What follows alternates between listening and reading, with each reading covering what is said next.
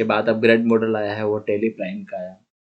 अब Tally Prime में कई समस्या हैं, थोड़े से फंक्शनलिटी में चेंज हुआ है, बाकी बात वैसे तो फॉर्मेट सेम ही है, बट थोड़ा सा अपग्रेडेशन आया, गवर्नमेंट रूल चेंज हुई उसके रिगार्डिंग। तो हम आज छोटी सी बात ये बताता हूँ कि आज टेली प्राइम में कंपनी कैसे क्रिएट करोगे, इसके लिए मैं क्लास और आपको बता रहा हूँ, इजीली आप सीख सकते हो टेली। जब आपने टेली की क्लास से स्टार्ट की है तो आप रेगुलरली आपके पास आएगा वीडियो टेली प्राइम का। तो टेली प्राइम में कंपनी कैसे बनाते हैं उसके लिए मैं थोड़ा सा आपको बता रहा हूँ, और सामने आपके स्क्रीन शो हो रही है जैसे। तो मैं सबसे पहले देखिए, गेटवे ऑफ टेली है, ये गेटवे ऑफ टेली है, कहीं नहीं है। गेटवे ऑफ टेली पे जैसा नहीं, जैसे पहले ओपन करते थे वैसे ही ओपन करना है, कोई दिक्कत नहीं है। फ्रंट ऑफ गेटवे ऑफ टेली दिखेगी आपको, लेफ्ट में दिखेगा क्या होता है, टेली F3 कंपनी। तो पहले भी हम F3 कंपनी दबाते थे और आज भी Alt+F3 दबाते थे। तो Alt+F3 कर लीजिए या फिर आप डायरेक्टली करिए। अगर Alt+F3 करते हैं तो वापस वही ऑप्शंस मिल जाता है। तो ये मैं आपको बताना चाह रहा हूँ, आप Alt+F3 दबाइएगा, आपके पास ऑप्शंस क्या मिलेगा, क्रिएट कंपनी, अल्टर कंपनी और सेलेक्ट कंपनी। तो हम सबसे पहले जो बात कर रहे हैं वो क्रिएट कंपनी की बात चल रही है। हम करेंगे तो इसको जो हम नाम देंगे, हम टेली प्राइम क्लासेस CLASSES हम इसी के नाम से बनाएंगे। आपकी कोई सी फर्म है उसका नाम आप यहाँ पर टाइप कर सकते हैं।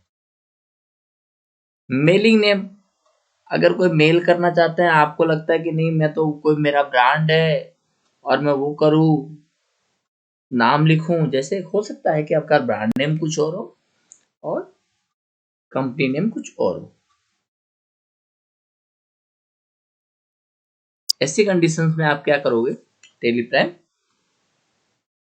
क्लासेस ही मैंने लिखा है। एड्रेस, आप एड्रेस कुछ भी लिख सकते हो, देखिए कुछ भी आप एड्रेस लिख सकते हो, एड्रेस में कुछ भी नहीं। जैसे मैं अगर बात करता हूं तो मैं लिख देता हूं यहाँ पे,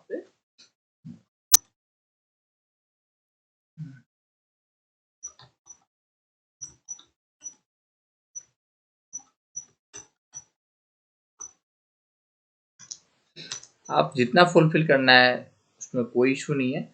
यहाँ पर आपको करना क्या है, अपना स्टेट सेलेक्ट करना है। तो मेरा राजस्थान है, मैं करता हूँ इंडिया बाय डिफॉल्ट अपने आप आएगा। पिन कोड आपको डालना है, देखिए बहुत इजीली है। टेलीफोन नंबर, अगर कुछ मोबाइल है आपके पास मोबाइल नंबर तो आप मोबाइल नंबर भी डाल सकते हो।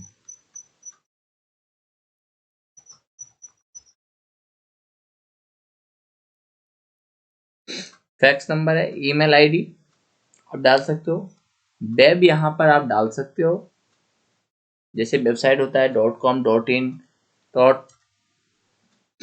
आपने कब से स्टार्ट किया है फाइनेंशियल ईयर, वो बड़ी बात है। 23-24 चल रही है अभी,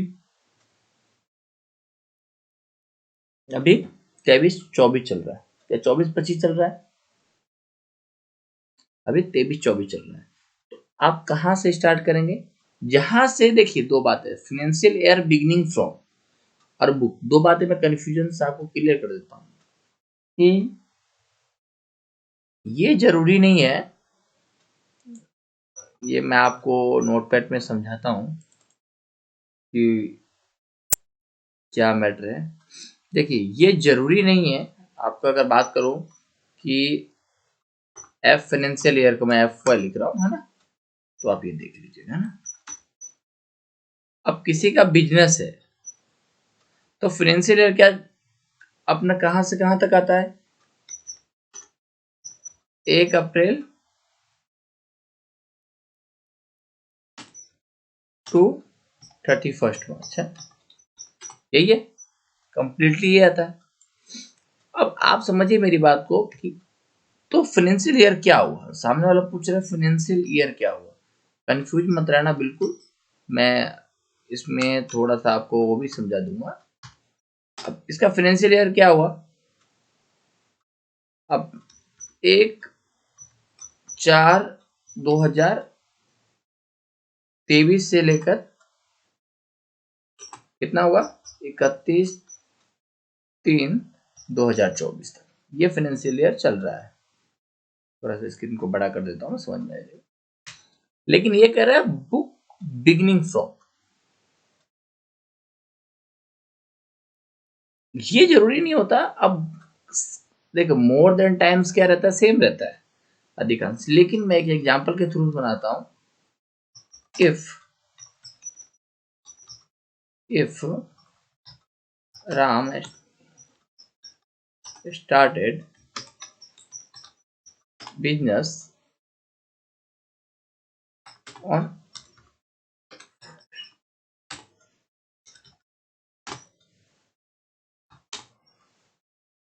अब इसके केस में क्या होगा कि if Ram started a business on 1 जुलाई 2033। भाई यहां पर देखिए, यहां पर अगर आता है किसी बिजनेस का, तो इसका एफ वाई क्या रहेगा, सेम डेट 1/4/2023 टू 31/3/2024। और बुक क्या रहेगी इसकी, सेम रहेगी, क्योंकि ये पहले से चलती हुई आ रही है। लेकिन कंडीशंस तो ये है, लेकिन इस कंडीशंस में क्या होगा, इस कंडीशन में इसका एफ और वाई जो रहेगा वो तो रहेगा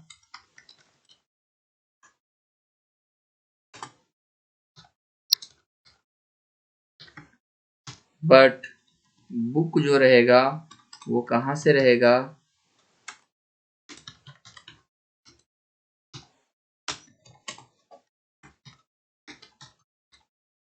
तो हमें क्या बुक जहां से मेंटेन करना है। हर किसी का बिजनेस पहले से स्टार्ट हो रखा हो तो कोई बात नहीं, लेकिन आपको बिल्कुल ध्यान रखना है, अगर आप अकाउंटिंग कर रहे हैं तो ये बिल्कुल ध्यान रखना है आपको कि इस समय ये दिक्कतें आपको नहीं आए। क्लियर, तो इन दोनों ऑप्शन समझ गए। 1 अप्रैल 2023 मैं 23 एक्सेप्ट करता हूँ। आपका सिंबल ईएनआर है और फॉर्मल नेम ईएनआर में ही है, तो यहाँ पे एक्सेप्ट करेंगे। एक्सेप्ट करते क्या हुआ, आपका सम ऑफ फ्यूचर खुले कि आपको इसके बारे में बताता हूं। आपको मेंटेन ऑफ अकाउंटिंग,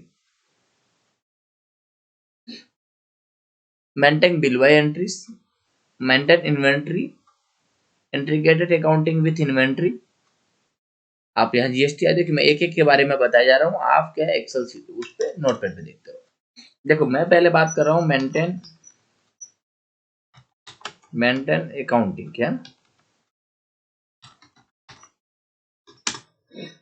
इसमें क्या है। देखिए ये तो आपको अकाउंटिंग मेंटेन करना है तो ऐसे ही रहेगा। सेकेंड ऑप्शन आ रहा है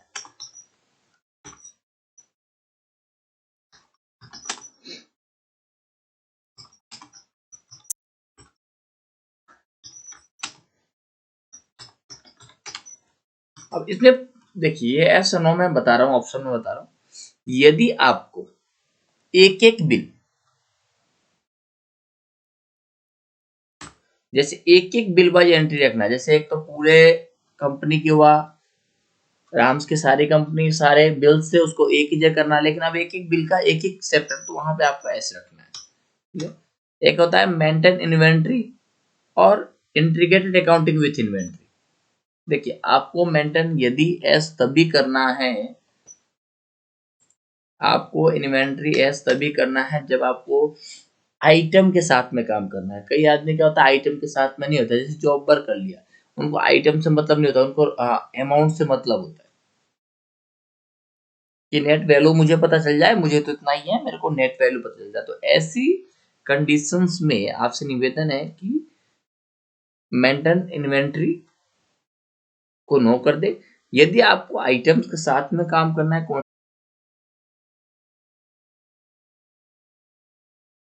तो मेंटेन इन्वेंट्री में प्रॉब्लम से है, अगर मेंटेन इन्वेंट्री आपके साथ में रखनी है तो ऐसी कंडीशंस में आपको आइटम क्वांटिटी यदि साथ चाहिए तो आप रखना, नहीं तो अनलिस्ट करना। जनरली आप यस कर देना ना। ये होता है जीएसटी। जीएसटी की बात करें आपके बारे में, जीएसटी कॉर्पोरेशन पूरा पूछ जाएगा। आपका स्टेट, रेगुलर कंपोजिशंस और सेल्स। अगर आपके जीएसटी कंपोजिशन में रखिएगा, क्लियर। अगर कोई अदर एंटिटी में है तो रखिएगा टेरिटरी में, नहीं तो कोई दिक्कत नहीं। आपका जीएसटी नंबर यहाँ पर पूछा जाएगा। तो मैं जीएसटी नंबर लिख देता हूँ।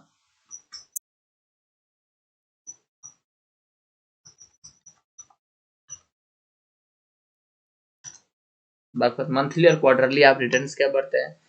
इनवॉइसिंग अप्लीकेबल, देखिए 5 करोड़ पे एप्लीकेबल है। अगर कोई क्लाइंट साहब का जो 5 करोड़ सेव हो जा रहा था, उनके पास टेली बनी होगी, उनकी कंपनी बनी होगी।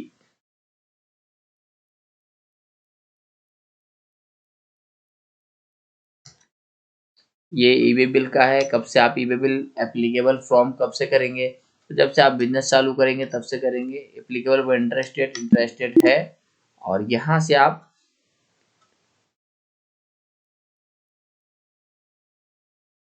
उसको यस करेंगे तो क्या आता है। अब जीएसटी रेट के बारे में, जीएसटी रेट देखिए, आप यहाँ पे कॉन्फ़िगरेशंस कर भी सकते हैं और नहीं भी कर सकते, दो बातें। किसमें आएगा, अगर आपके गुड्स है तो आप यहीं कर दीजिए, बाकी बात नहीं तो आप क्या कीजिए, नॉट डिफाइन करके इसको निकल जाइए। और यदि आपका बिजनेस मल्टीपल जीएसटी है तो आप यहाँ पे नॉट डिफाइन मत कीजिए, आप आगे लेजर में डिफाइन कर लीजिएगा। यहाँ पे अगर आप डिफाइन करते हैं तो अगर सिंगल गुड्स है तो कीजिए, और नहीं तो आप नॉट डिफाइन करके निकल सकते हैं। आपको जो एडजस्टमेंट ट्रांजेक्शन होंगे कैसे होंगे, value of taxable, value of invoice पे होगा, वैल्यू ऑफ टैक्सेबल गुड्स पे होगा। तो इनवॉइस वैल्यू ऑफ पे रखकर आप यहाँ पर टीडीएस है तो यस कीजिए, नहीं तो आप निकल जाइए। तो नॉर्मली आपकी टैली यहाँ पे बन गई। तो सभी अकाउंटेंट्स को आपको बताना चाहता हूँ मैं कि नॉर्मल है टेली प्राइम में कोई इतना बड़ा बात नहीं है, नॉर्मली है। तो यहाँ पे आपकी कंपनी बन चुकी है। इस क्लास में इतना ही। नेक्स्ट क्लास में मैं आपको शट डाउन करना कंपनी को, क्रिएट साथ में करेंगे, शट डाउन करेंगे और सिलेक्ट करेंगे, अल्टर भी करेंगे, तो साथ में आपको बताऊंगा। आपको वीडियो अच्छा लगे और रेगुलर क्लास से जुड़ने के लिए आप सब्सक्राइब जरूर करना। वीडियो अच्छा लगे तो शेयर कीजिए, रेगुलर क्लास आ जाती है। हमारे चैनल पे जीएसटी अपडेट के बारे में भी आता है, इनकम टैक्स अपडेट के बारे में आता है, अकाउंटिंग सिखलाई जाती है।